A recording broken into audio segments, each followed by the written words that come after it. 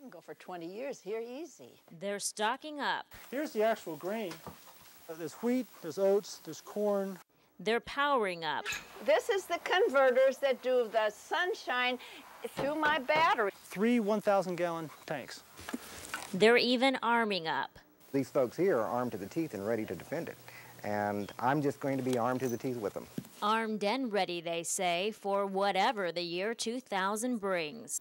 The more people that take heed, the more people that listen, the less the problem is going to be. Meet Paul Haig, a computer consultant who moved here a year ago from Sacramento.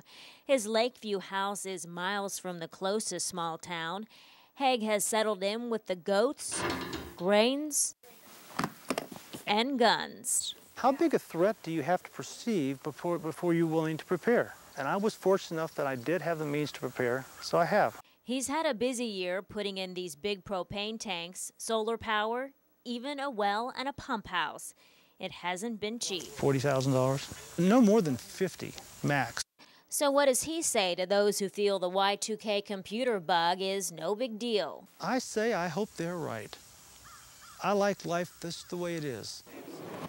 Derek Zimmerer likes his setup too. It's going to be a garden shed predominantly. Zimmerer and his wife have been in the Ozarks for years running a Volkswagen scrapyard.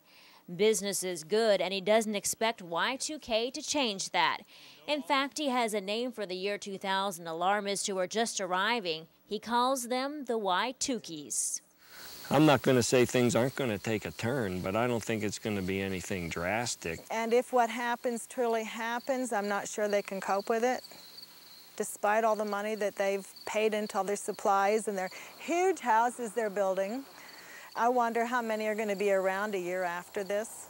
Retired University of Arkansas professor John Toma wonders how many of the rest of us will be around if we don't prepare now. My most likely scenario is a breakdown of the supply chain, which could lead to certainly a recession, possibly a global depression, which may last for years.